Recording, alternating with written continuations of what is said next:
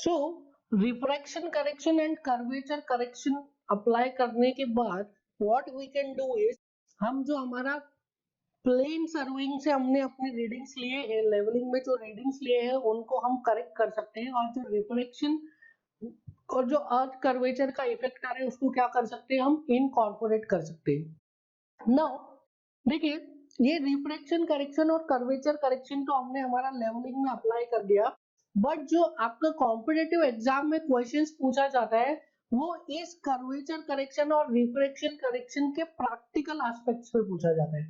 सो इस refraction correction and curvature correction का there is a practical aspect जो कि आपको समझना बहुत ही जरूरी है, क्योंकि उससे डायरेक्ट न्यूमेरिकल्स बनते हैं। Now practical application, we are going to discuss about practical application of refraction correction and curvature correction. Now please try to understand, ये जो टॉपिक है this is a tricky topic, तो आप थोड़ा सा कंसंट्रेशन के साथ इसको समझने की कोशिश करिए। नाउ देखिए, there is a concept of visible horizon.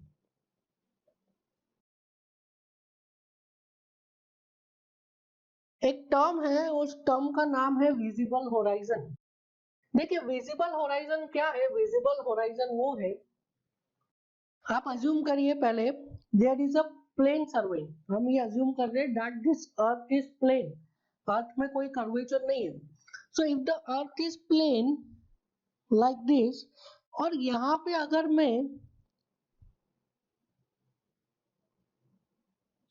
एक टेलीस्कोप को सेटअप कर रहा हूं, ठीक है, अर्थ इज प्लेन और मैंने इस टेलीस्कोप को सेटअप किया है। नाउ ये जो टेलीस्कोप की स्पेशलिटी क्या है, this telescope is having infinite range, this telescope is having infinite range, मतलब इसकी रेंज इनफाइनाइट है, कहीं तक भी देख सकता है। सो ये इनफाइनाइट रेंज के टेलीस्कोप को अगर मैंने ग्राउंड पे सेटअप कर दिया है, तो क्या मैं ये बोल सकता हूँ यहां से इनफाइनाइट डिस्टेंस पे अगर कोई ऑब्जेक्ट है जिसका की हाइट इनफाइनाइटली स्मॉल है तो भी मैं उसको देख सकता हूँ। समझिए आप, ग्राउंड जो है अर्थ प्लेन है, अर्थ में कोई कर्वेचर नहीं है, और मैंने एक टेलीस्कोप को सेटअप कर दिया कहाँ पे, अर्थ पे, उस ग्राउंड पे मैंने टेलीस्कोप को सेटअप कर दिया। इस टेलीस्कोप का जो रेंज है दैट इज इनफाइनाइट, इसका रेंज इनफाइनाइट है, कहीं तक भी देख सकता है। सो अगर अर्थ प्लेन है और इस टेलीस्कोप का रेंज इनफाइनाइट है एंड देयर इज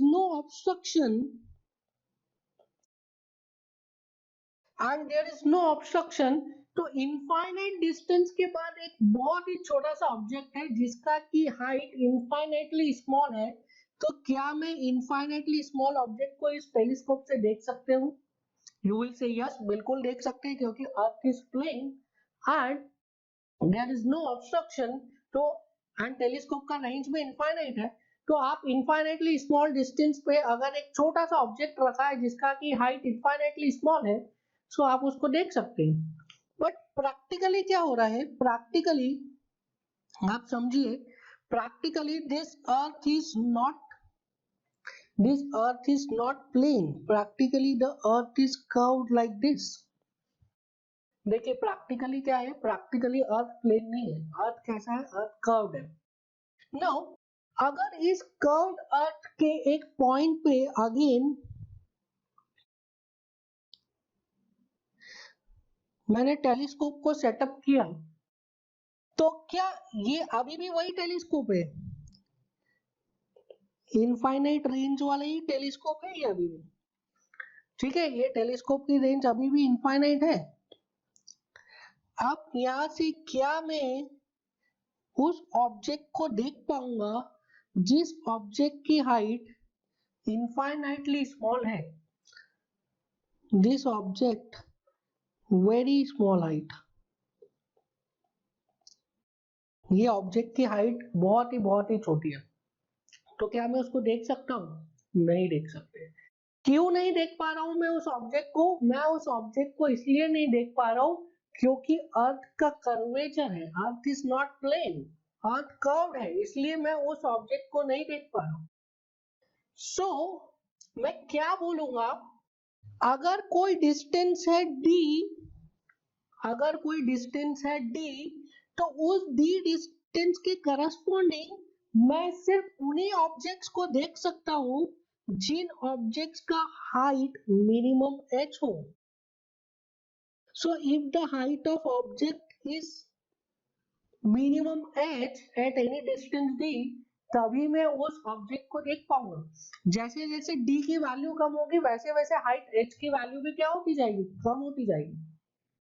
सो क्योंकि अर्थ कर्व्ड है, अर्थ इज नॉट प्लेन, उसकी वजह से क्या हो रहा है कि मैं एक डिस्टेंस d पे हर ऑब्जेक्ट को नहीं देख पा रहा हूं। इस d डिस्टेंस पे अगर नंबर ऑफ ऑब्जेक्ट्स लगे 50 या 100 अलग अलग हाइट के, तो मैं सभी को नहीं देख पा रहा हूं, मैं सिर्फ उन्हीं ऑब्जेक्ट्स को देख पा रहा हूं जिसका की हाइट h से ज्यादा है। Now this h is called as height of visible horizon at distance d। इस एज को क्या बोलते हैं? इस एज को बोलते हैं height of visible horizon at distance d। समझ पा रहे हैं आप? क्योंकि अर्थ कर्व्ड है, अर्थ कर्व्ड है, तो अगर मैंने टेलीस्कोप को सेटअप किया एट द ग्राउंड लेवल और उससे मैंने अर्थ के सरफेस पे ऑब्जेक्ट्स को देखना ऑब्जर्व किया, तो एक डिस्टेंस d है, d डिस्टेंस पे नंबर ऑफ ऑब्जेक्ट्स लगे 100, 200, 500, तो उन 500 ऑब्जेक्ट्स में से मैं उन्हीं ऑब्जेक्ट्स को देख पाऊंगा जिसका की हाइट h से ज्यादा है। प्रैक्टिकली हमें दिख रहा है, यहाँ पे प्रैक्टिकली आप देख सकते हैं डायग्राम में। सो हमें क्या करना है, हमें इस h और d के बीच में रिलेशन निकालना है, और इस h और d के बीच में रिलेशन हमें कौन देता है? इस h और d के बीच में रिलेशन देता है curvature correction and refraction correction. देखिए जब भी हम किसी ऑब्जेक्ट को देखते हैं, जब भी हम किसी ऑब्जेक्ट को टेलीस्कोप से देखते हैं, तो ड्यू टू रिफ्रैक्शन जो हमारी लाइन ऑफ साइट रहती है, दैट इज लाइक दिस। सो इसको मैं बोल सकता हूं this is deflected line, this is a deflected line. And अगर मैं अपनी लाइन ऑफ साइट को, देखिए ये जो इनफाइनाइटली स्मॉल हाइट का जो ऑब्जेक्ट है, अगर मैं इसको देखना चाहता हूं तो मैं क्या कर सकता हूं? मेरे पास दो ऑप्शन है, या तो मैं जो अर्थ का कर्वेचर है उसको मैं हटा दूं और अर्थ को प्लेन बना दूं, तो मुझे ये इनफाइनाइट हाइट का ऑब्जेक्ट दिख जाएगा। या तो फिर मैं क्या कर सकता हूँ, जो टेलीस्कोप से मेरा लाइन ऑफ साइट जा रहा है, उस लाइन ऑफ साइट को क्या करूं मैं, उस लाइन ऑफ साइट को मैं पैरेलल बना दूं with the curvature of earth. अगर मैंने अपने लाइन ऑफ साइट को पैरेलल बना दिया with the curvature of earth, तो क्या होगा, मुझे वो ऑब्जेक्ट जो इनफाइनाइटली स्मॉल है वो दिख जाएगा। And this line is called as, हम पढ़ चुके हैं, this line is level line. Now अब आप इस डायग्राम को देखिए, क्या आपको हमारा curvature correction and reflection correction वाला कॉन्सेप्ट नजर आ रहा है? So this was our line of sight, this was horizontal, इसको हमने क्या बोला था? Horizontal line. The second line was this was deflected line, and the third line was, this was parallel to mean sea level. और mean sea level किसके parallel है? Mean sea level earth के curvature के parallel है। So this was level line. And यहाँ पे जो instrument मैंने सेट किया है, वो इंस्ट्रूमेंट को मैंने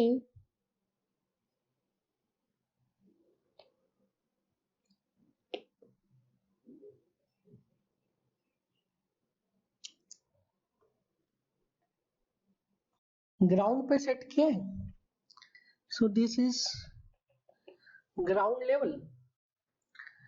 एंड ये ग्राउंड लेवल कैसा जा रहा है, ये ग्राउंड लेवल भी ऐसा जा रहा है।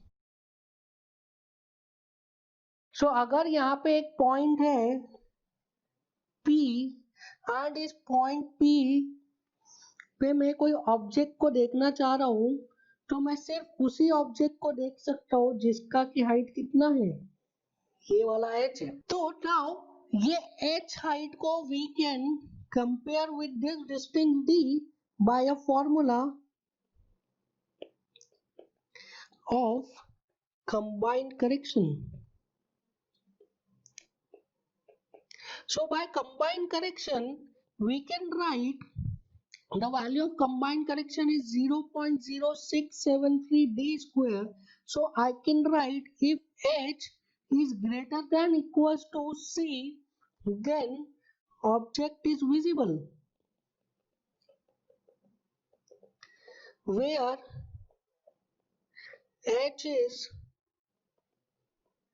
height of object. समझ में आ रहा है?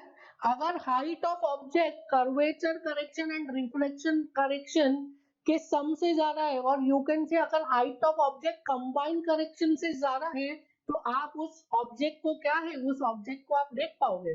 और अगर height of object combined correction से कम है, तो आप उस ऑब्जेक्ट को नहीं देख पाओगे। सो h should be greater than equals to 0.0673 d square, where d is in kilometer and this h is in meters. So ये है प्रैक्टिकल एस्पेक्ट इसका combined correction and refraction correction का। अभी भी आपको प्रैक्टिकल एस्पेक्ट्स नहीं समझ में आया होगा। अब देखिए इसको एक मैं प्रैक्टिकल एग्जांपल से आपको समझाता हूँ। एक प्रैक्टिकल एग्जांपल लेते हैं। देखिए suppose this is curvature of earth. ये जो है कर्वेचर ऑफ अर्थ है, और अर्थ पे हमें पता है कि अर्थ पे there is land also, there is water also.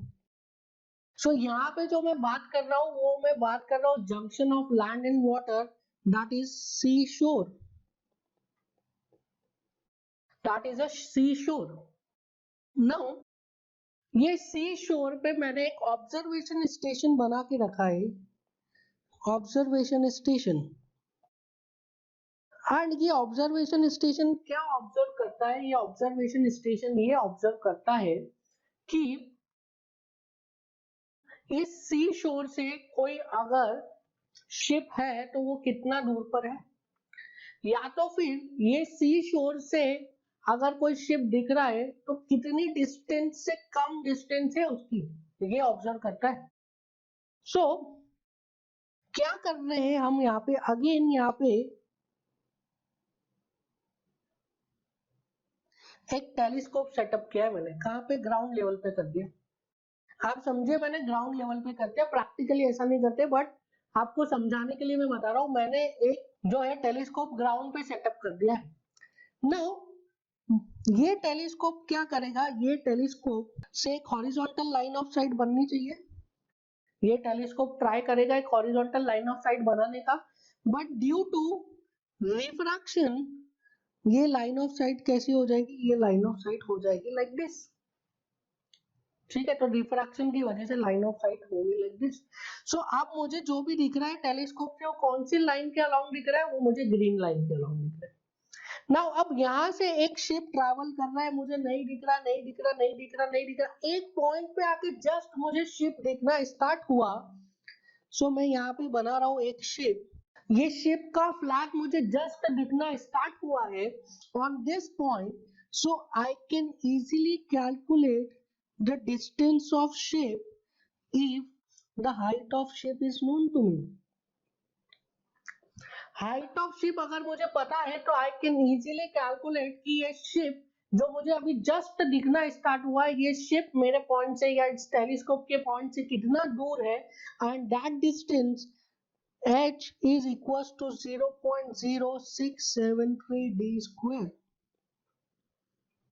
So this is the practical aspect. This is the practical aspect of what? This is the practical aspect of curvature correction and refraction correction. ठीक है, ये समझ में आया। अब देखिए ये भी उतना प्रैक्टिकल नहीं है, मैं आपको स्टेप बाय स्टेप लेके जा रहा हूँ, क्योंकि कभी भी ये टेलीस्कोप को ग्राउंड पे सेटअप करना इज नॉट पॉसिबल। और आप टेलीस्कोप से देखोगे, किसी लेट के देखोगे क्या? तो आप देखिए इसका एक्सटेंडेड फॉर्म कैसा है। एक्सटेंडेड फॉर्म में मैं क्या कर रहा हूँ, एक्सटेंडेड फॉर्म में मैं रिवर्स कर दे रहा हूँ। अब मैं टेलीस्कोप को कहां पे लगा रहा हूँ? अब मैं टेलीस्कोप को लगा रहा हूँ on the ship. Please try to understand. Again this is a what, this is the curved surface of earth. ये अर्थ का कर्वेचर है and here it is land. And इसके बाद क्या है, इसके बाद स्टार्ट हो गया water. So again this is a sea shore, this is a sea शोर। देखिए अब इस सी शोर पे क्या हो रहा है, अब जो टेलीस्कोप लगाया हमने वो कहाँ पे लगाया, वो टेलीस्कोप लगाया हमने ऑन दिस बोट।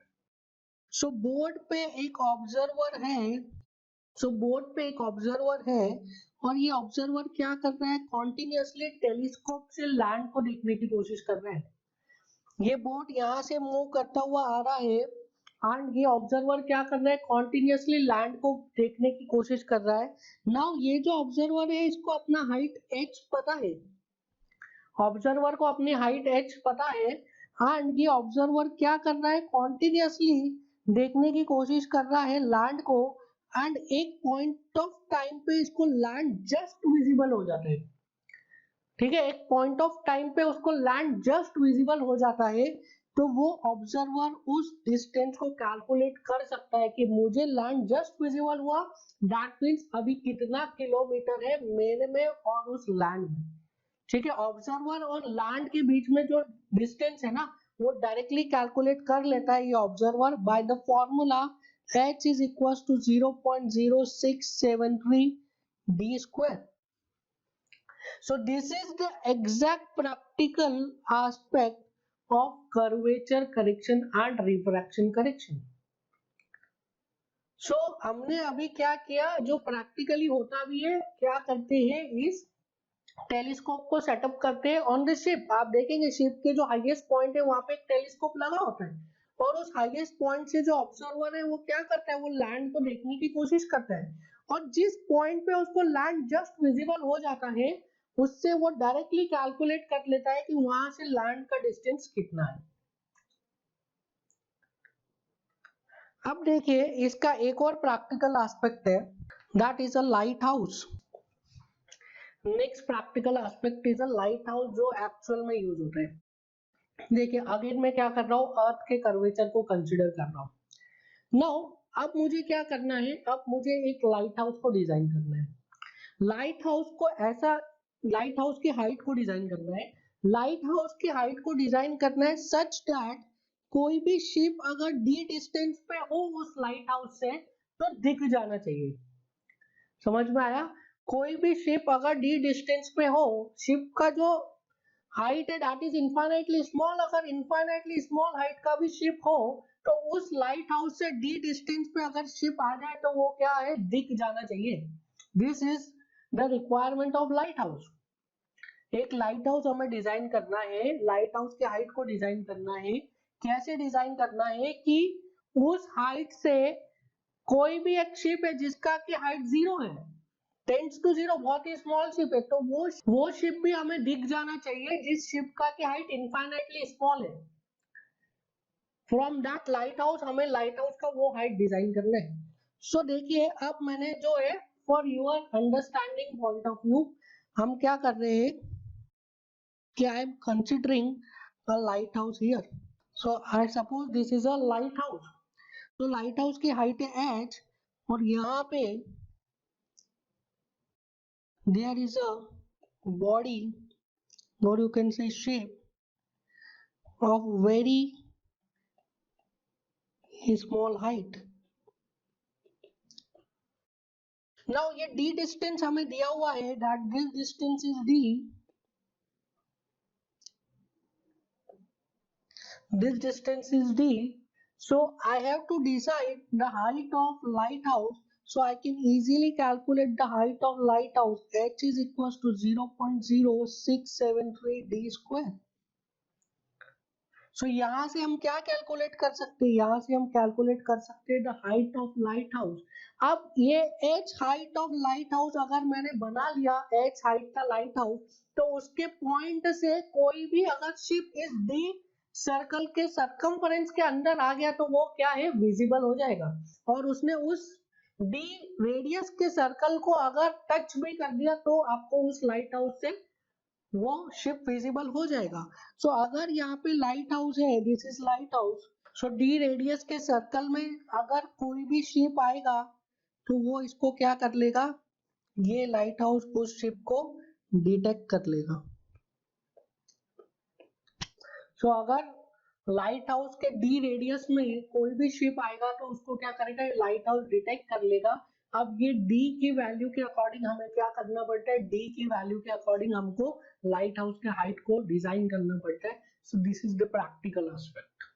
समझ में आया कर्वेचर करेक्शन और रिफ्रैक्शन करेक्शन का प्रैक्टिकल एस्पेक्ट क्या है। नाउ अब देखिए, अभी तक तो हमने क्या किया है, इसको थोड़ा सा और फर्दर डिस्कशन पे ले जा रहा हूँ, फिर इस टॉपिक को हम खत्म करेंगे।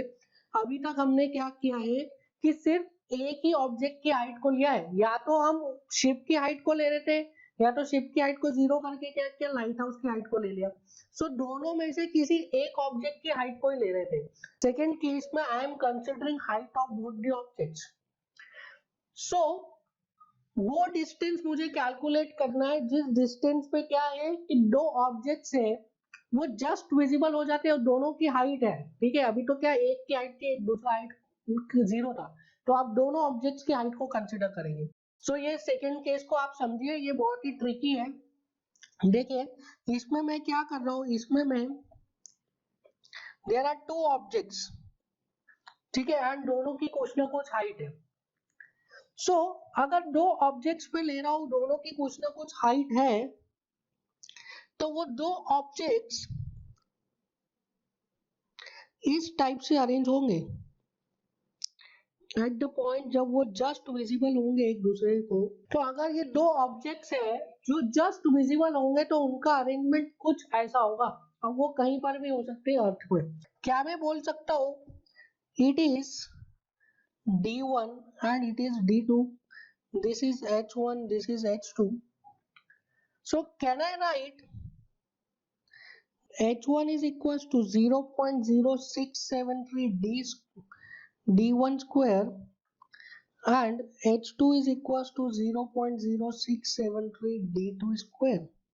So आपको क्या निकालना है, D1 plus D2 का वैल्यू निकालना है।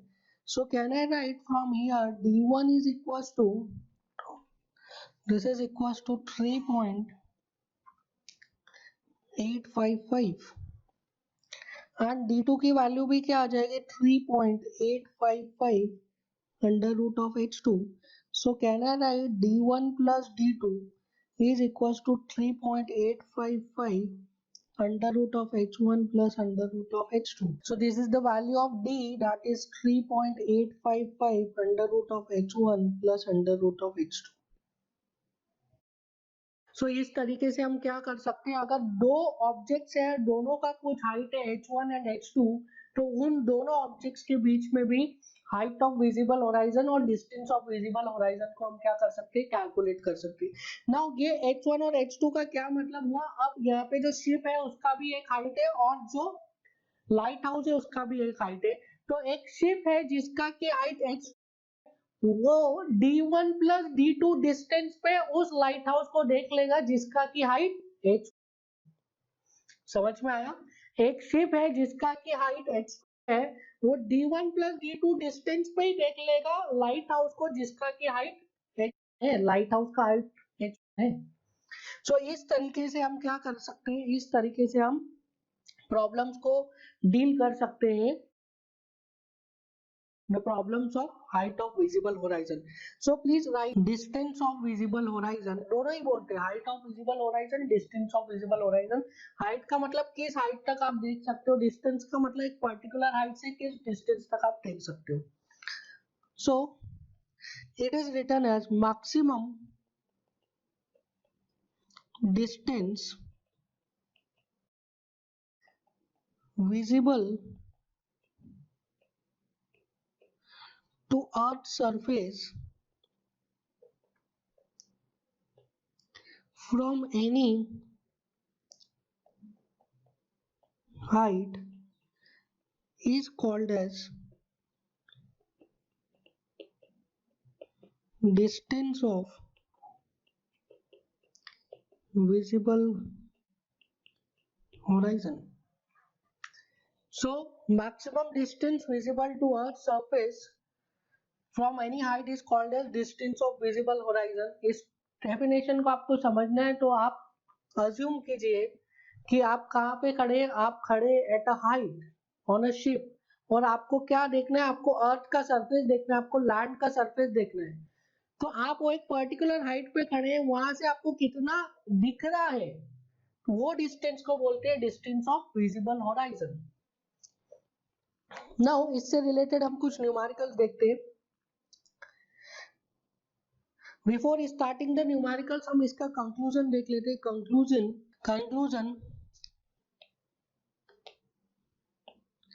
if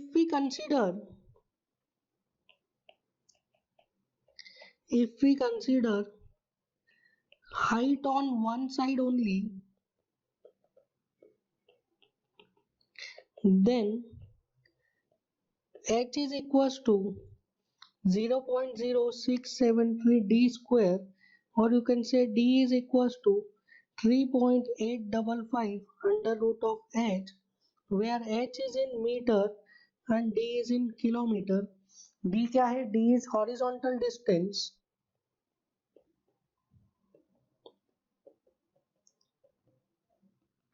and h is vertical distance.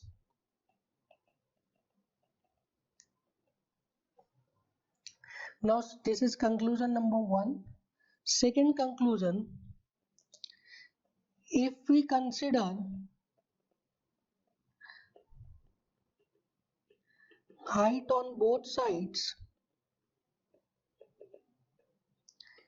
then d is equals to d1 plus d2, which is equals to 3.855 under root of h1 plus under root of h2, where d is in kilometers, h1 and h2 are in meters, where d is distance between two objects of height h1 and h2. ठीक है, सो ये हमारा हो गया conclusion. अब हम कुछ numerical solve करेंगे। So the first numerical is in front of you. From an instrument position, backside reading of 2.5 meter is taken to the benchmark of RL 250 meter and foresight of 3.5 meter taken to a station P is 3.2 kilometer. From the instrument position, find the exact RL of point. So in this numerical, you have to find RL of a point. एक point है, उसका आपको RL निकालना है। सो क्या क्या दिया हुआ है? बैक साइड रीडिंग दी हुई है, नोट कर लेते हैं। Back side reading is 2.5 metre. Benchmark का आरएल कितना दिया? RL of benchmark is equals to 250 metres. और क्या दिया आपको? फोर साइड रीडिंग दी। कहाँ पे दिया? At the distance 3.2 kilometre. अब देखिए इस क्वेश्चन में आपको फोर साइड रीडिंग दी है कहाँ पे? 3.2 किलोमीटर पे। That means this distance is in kilometer, very high. तो आपको क्या करना पड़ेगा? इसमें आपको करेक्शन लगाना पड़ेगा। कौन सा correction? Curvature correction and reflection correction, that is combined correction. So अगर मैं यहाँ से हाइट ऑफ इंस्ट्रूमेंट निकालूं तो हाइट ऑफ इंस्ट्रूमेंट क्या होता है? RL of benchmark plus back side. So RL of benchmark कितना हो गया? 250, back side is 2.5, this is 252.5 meters. अब मैं यहाँ पे क्या निकाल रहा हूँ? Correction. So correction is -0.0673 d square. So correction is -0.0673 into 3.2 का स्क्वायर। कितना आ जाता है करेक्शन? 0.0673 इंटू 3.2 का square. this is 0 minus 0.689. So can I write corrected f as, or you can say true value is equals to measured value plus correction. So measured value is कितना है 3.5 meter. So 3.5 minus 0.689. So 3.5 minus 0.689, this is coming out to be 2.81 meters. So can I write RL of point P is equals to HI minus foresight or intermediate site. So HI कितना है 252.5 minus foresight is 2.81. So 252.5 minus 2.81, this is coming out to be 249.69. This is 249.69 meters. So ये question में क्या दिया था, आपको बोला नहीं है कर्वेचर करेक्शन लगाने के लिए, पर उसमें वो आपको क्या दे रहा है, आपको लेंथ दे रहा है that is 3.2 kilometre. So it is understood कि आपको जब लेंथ बहुत ज्यादा है तो करेक्शन लगाना ही है, आपको लेंथ दिया है तो करेक्शन लगाना ही है, नहीं तो वो डायरेक्टली बोलेगा neglecting the curvature and refraction correction. ठीक है, neglecting the error due to curvature and refraction और neglecting the correction due to curvature and refraction, वो डायरेक्टली बताएगा आपको. नेक्स्ट न्यूमेरिकल देखिए. A sailor standing on the deck of a ship just see the light beam from a lighthouse on the shore. If the height of sailor's eye and of the light beam at the lighthouse above the sea level are 9 meter and 25 meter respectively, what is the distance between sailor and the lighthouse? देखिए ये वाला कौन सा question है, ये case number 2 का question है. So there is a sailor and a lighthouse.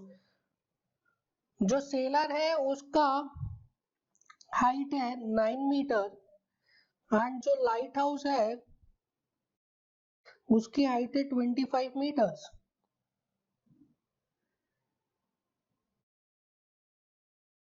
So this is 25 meter and this is 9 meter.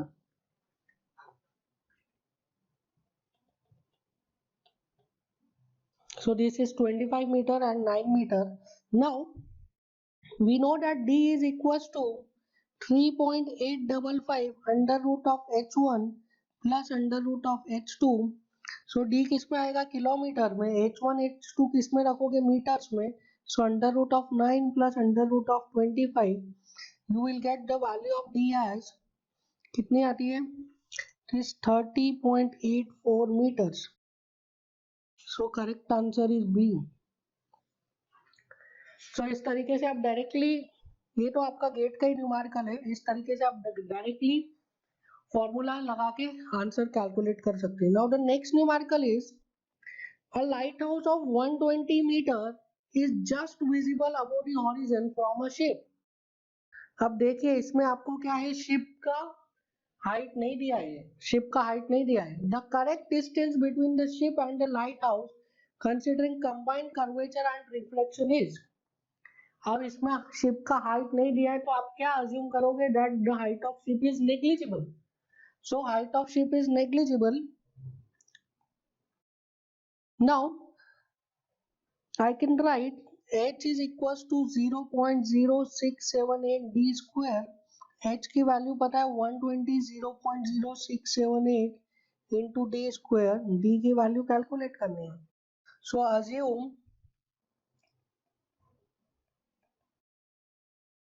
height of ship as negligible. So calculate करिए कितना आ जाता है, d का वैल्यू 42.229 किलोमीटर्स. सो कितना दूर है लाइट हाउस से शिप, 42.229 किलोमीटर्स. नेक्स्ट न्यूमेरिकल देखिए. An observer standing on a deck of a ship sees the top of light house. The top of light house is 40 metre above the sea level and the height of observer size is 5 metre above the sea level. Now इस question में आपको h1 भी दिया है H1 is 40 metre and H2 दिया है 5 metre, दोनों values आपको दिए। So you know that D is equals to 3.855 under root of H1 plus under root of H2. So 3.855 under root 40 plus under root 5. So the correct answer is 282.51 kilometers. हमें पता है that D is in kilometers and H1 and H2 are in meters. Answer किस में पूछा है? Kilometre में पूछा है। Correct up to 1 decimal place, तो आंसर कितना हो जाएगा? 282.5 kilometre.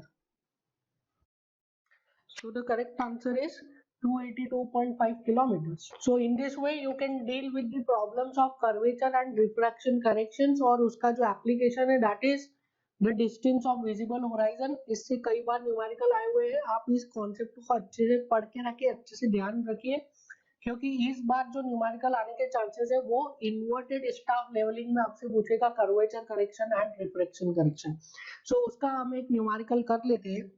Now the next numerical is the backside reading of 2.2 meter is taken to the benchmark of RL 100 meters from an instrument and foresight of minus 3.3 taken to the station P, which is at a distance of 2.8 km from the instrument.